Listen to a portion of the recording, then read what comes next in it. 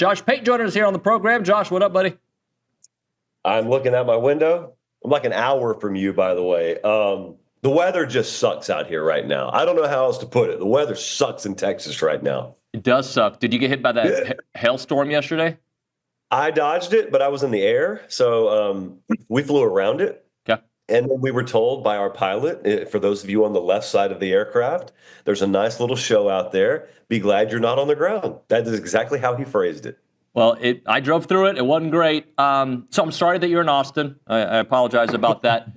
I want to follow up on one of the videos you did, I think it was Sunday, about your questions about SEC teams.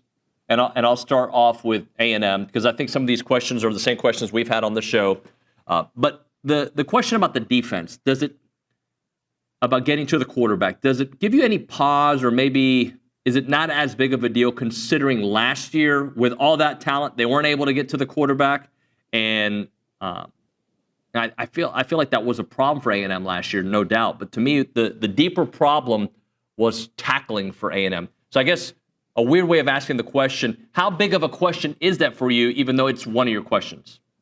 Yeah, so it's layered. The way you put it is probably accurate. I think we saw this with a couple of other teams last year. There were even some teams that occasionally got to the quarterback. Like their disruption numbers were, top half of whatever league they were in. Tackling was not good. And so it doesn't matter if you can get the guy to 3rd and 13 if you can't tackle on 3rd and 13. So if you were to ask Mike Elko, hey, what do you want? You want high-level disruption, or do you just want to be able to tackle soundly? He's going to take the latter and then say, we'll manufacture ways to get to the quarterback when we need to. We'll dial up stuff when we need to. Yeah, I think with a number of teams, this is not an A&M thing. This is a college football thing. With the way that people practice now, and it had already been going that way, but now with the more thin nature of the second and third layer of rosters, the way people have to practice it's just less tackling to the ground than you used to do. And it is going to shock you, David, but the way you learn how to tackle is by tackling, as it turns out. And so it's not an excuse, because there's some really good tackling teams out there. So when you don't tackle well and they do, the limiting factor is you more so than the way you practice or the limitations or whatnot. But I'm saying that's a contributing factor to it. Yeah, and then I want to follow up with something on Marcel, because I think the way you wrote it said it, I should say, was fantastic, because Marcel needs to be better this year. No doubt. I think he exceeded what my expectations would have been last year based on, had you told me on September 1st, hey, Connor's going to get injured and he's also not going to be himself, Marcel's going to be the quarterback, I think he played above that. But for this team to reach the level that they need to reach to, he's got to raise his game. But it's not completely on his game because he's got some pieces around him. He's got a great offensive line, a great backfield, and some playmakers at wide receiver. Yeah, so the comparison I used was Cam Ward last year. Not to say Marcel needs to be Cam Ward, but what you don't want is you don't want him in a situation like Cam Ward was in last year, where Cam Ward walks in the door at Miami and everyone sort of said, all right, it's on you. And it was on him. And he played at a Heisman caliber level, but that's what it took. And when you watched Miami games last year, there were games where Cam Ward walks in the building knowing, I got to score 45 today for us to win, as it turns out. That should never be a situation Marcel Reed is in this year. That's not the way Elko's built the team. That's not the way the roster's constructed around him. You should be good enough at pass catcher. You absolutely should be able to run the ball whenever you need to. That should be everything working off of that. And then defensively, you should be a lot better to where 24 can win you some games. And you're playing a very complementary style. If you're at a lower level school, it's excusable that you may not have a roster built up and you get a star quarterback dropped in your lap. Okay, we're going to ride him. A&M should never have to ride Marcel Reed. Now, having said that, that's also not to say that he needs to be the invisible 11th man over here and just be serviceable. He does need to elevate his game. But if those two themes sort of coincide, that's how you're in the SEC championship picture in November. Simple question. How important is consistency at quarterback? And then I'm just going to do a repeat history lesson, all right? 2021, you thought you had Haynes King as your starter. You lost him in game 2 of the season to Colorado. You had Zach Calzada, who played well at times and not so well the rest of it. The next year, you went through Max Johnson, Haynes King, and Connor Wigman. The year after that, Connor gets hurt, you get Max again, you get Jalen Henderson, you get Marcel Reed. This past season, 24, you thought you had Connor. He didn't look right, got hurt. Marcel comes in, Connor comes back, looks great against Missouri, doesn't look good again, and then Marcel's a quarterback. They have not had a consistent quarterback since Kellen Mond. And you can't win. I don't care if you're Alabama, you're Texas, or anybody. You cannot win with a multiple people at that position. So just let's talk about the consistency at that position if you get 10, 12 games from Marcel. That's why it's always been an if with them, and rightfully so. If you're an A&M fan or if you hate A&M, you've got to objectively look at the quarterback position there. And it's if only because it's been so long since you said you want consistency. We could just have consistency in name. Just have the same guy there every week, at least for better or for worse. You know what to expect based on, what his track record is. But, there's some places out there that you feel like never deal with that. And then there's a place like A&M where it's been a constant. So you can talk all you want to about what it takes to turn the program around. Everyone focuses big picture. Just give me a quarterback that stays healthy all year. Some of it's through no fault of their own, but point remains, just give me a quarterback that stays healthy all year, because it goes back to what we were just talking about a second ago. It's another element of the complementary nature of a team when it's built the right way. You don't need a quarterback to be a star. It's nice when you have one, but you don't need it. But what you do need is you need the quarterback. Singular, not plural. You want a nice room for developmental purposes to practice the way you want to and give your team good looks. However, I'd love to see Marcel Reed in week 1 and then week 6 and then week 12. That'd be a nice thing to have. Well, I want to do an extension of that question because last year, and it's been every year for A&M, but last year, you lose Le'Veon Moss, your team changes, right? Like it changes. It's not the same team. And when you look at championship caliber teams who have to navigate through injuries, like what is the consistent theme with those teams? Like Texas last year, it pains me to say it, but they lost their running back room before the season started, and their running backs were the strength of the team at the end of the year, partially because, or a big reason for the offensive line. How do teams overcome getting punched in the mouth as often as A&M has? Competitive character. So it's funny that you mentioned this, because think about A&M week 1 last year. Going into week 1, we knew they were doing what? They were playing Notre Dame. So you remember the talking point the entire spring and summer, I participated in it, this is why I remember it so vividly, was A&M's going to have a nasty pass rush this year. We're playing them at Kyle Field. Notre Dame's weakness is offensive line. They have virtually no returning experience there. That's where we're going to feast. So Notre Dame wins the game. The offensive line is not this sieve and weakness that we thought it would be. Not only was it not, it slowly evolves into a strength of their team. Then they have injuries on the offensive line, and it still gets them to the national championship game, and only then do they lose. But it's never a weakness, David. It was never a weakness all year. And I remember thinking to myself, at some point last year, I just thought, it doesn't really matter. I kept thinking injury was going to derail them. I thought the unit was weak. Okay, it wasn't, but now they got injured. Now it's got to be weak, right? I found myself thinking it's just like a Lego box. At that point, it just felt like whoever they pull out, it'll just plug in and play. It's competitive character, like it's competitive depth and competitive character. And it's such that next man up goes from a cliche to really the way your team's built. And if you ever get there, that's the key to sustainability. That's the difference in being able to have one big year versus having big years stacked on top of each other. Is every guy prepares like he's a starter. Every guy on the team's capable of playing because he's talented enough. But every guy from the neck up also has what it takes because he's been immersed in this culture that convinces him. You've got to brainwash guys in some cases, but you've got to rewire the way they think to being, I don't care if I'm a 3 in week 1. I could be starting by week 4, and I'm going to be ready. And I don't know what the magic ingredients to achieve that are, but the best ones have that. Well, then I want to go down that path a little bit further than with Notre Dame, because I know your video focused, your most recent show focused on SEC teams, but Notre Dame, there's some obvious questions. No Riley Leonard. You lose some studs on the defense. I feel like Freeman just keeps, churning and burning. He finds guys, just like you talked about on the offensive line. So what are your questions with Notre Dame? So pretty notable in the personnel world was when Chad Bowden left them to go to USC. That was their general manager.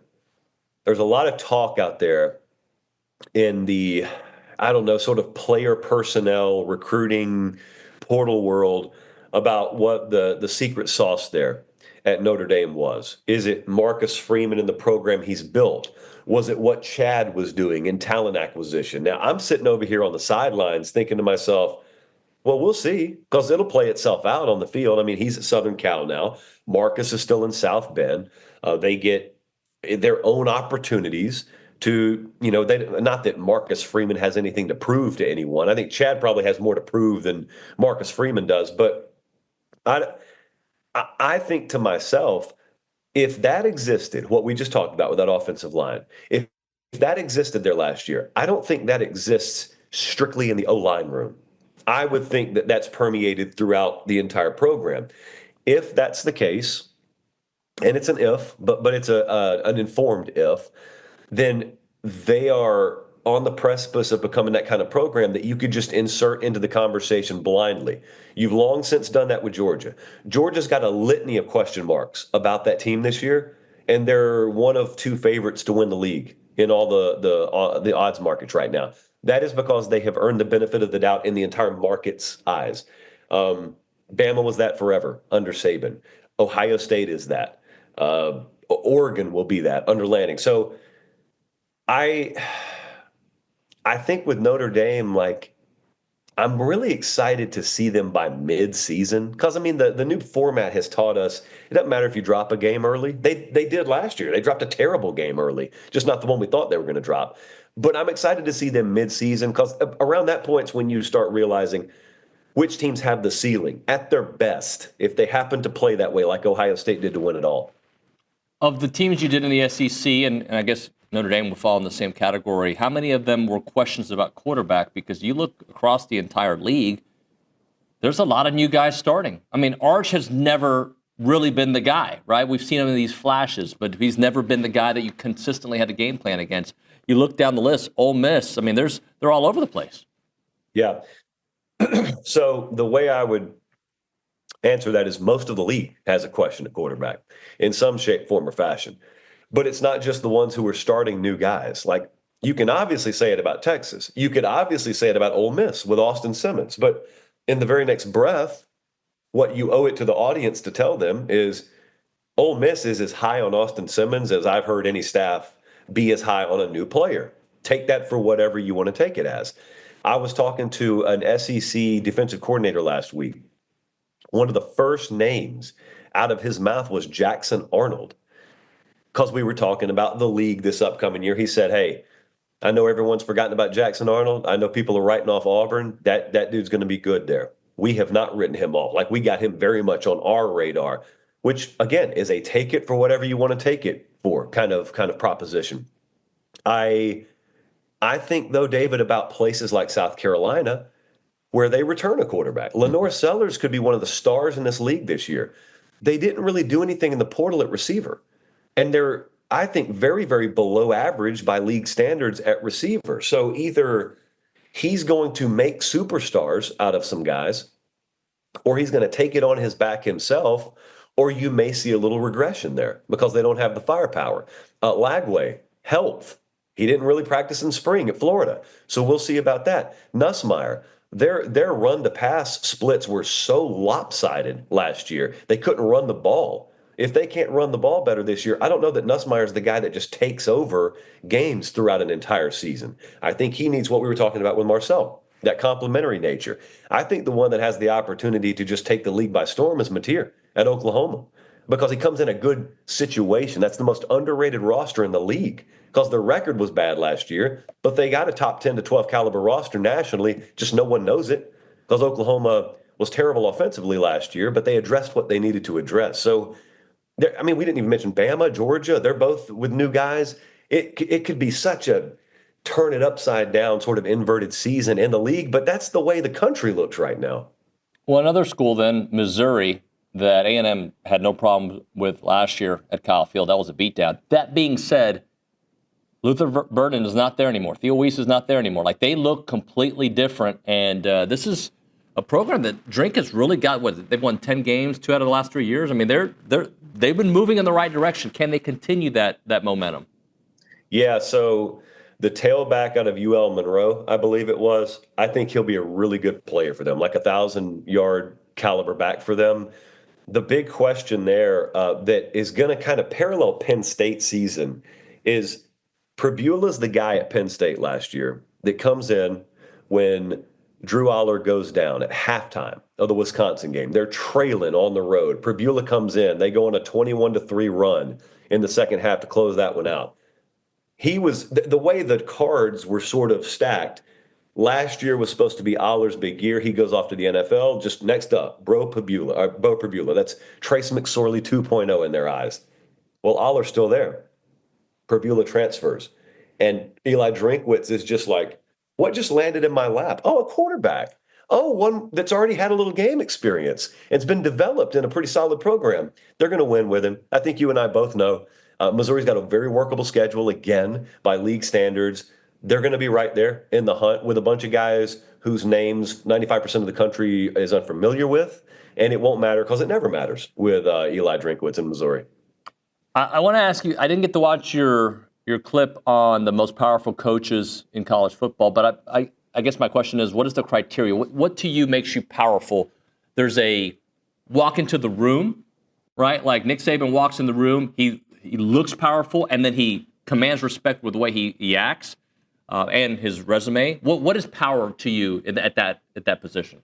Yeah, well, the exercise was me just asking, who do you think are the 5 most powerful coaches in college football? Then I gave my criteria. So to me, power is you got to be a winner.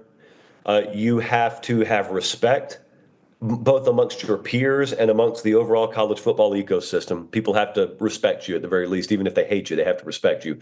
Your words have to carry weight behind them. You have to be a pretty intelligent, big picture thinker. And then fourth, you have to move the needle when you speak. It doesn't matter if you talk a bunch and you say some smart things if no one really cares when you say it. So out of that group of criteria, I put Kirby in there. I put Ryan Day in there, Dabo. I put Dion in there for kind of different reasons, but it fits that criteria. And then I put Sark in there. And James Franklin, Kalen DeBoer, like those are guys kind of in that conversation as well. But what really stood out is it's so glaringly obvious. Nick Saban is still the most powerful voice in college football, and he's been retired for a year. And I don't know that changes anytime soon, David, because we're not watching him fade into the sunset. We're watching him on national TV every week. And now you're watching him over the left shoulder of the president any given week and having his name involved in more political matters. And you've got that coinciding with college football now and trying to get involved. So it may be that Saban's voice is going nowhere for quite a while. Do you think, and not to make it political, but do you think that the Saban-Trump conversation can actually elicit change in college football? Yeah, I do. His voice is probably the only one out of the college football world that would carry weight with the executive branch.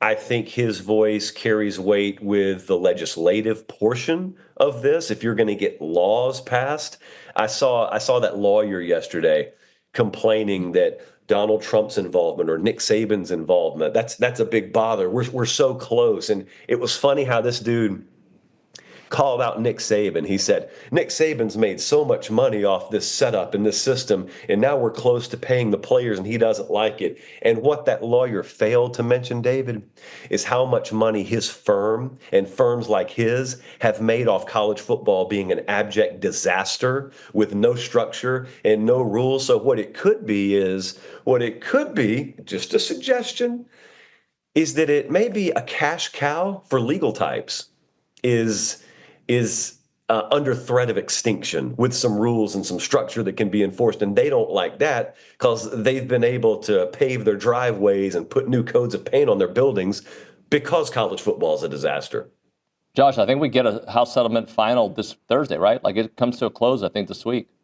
That's the rumor on the street. Is there ever closure in this stuff? I don't know. This step in the process will hopefully be done on Thursday. Hey, enjoy your trip. Talk to you soon, all right, brother? I appreciate it, man.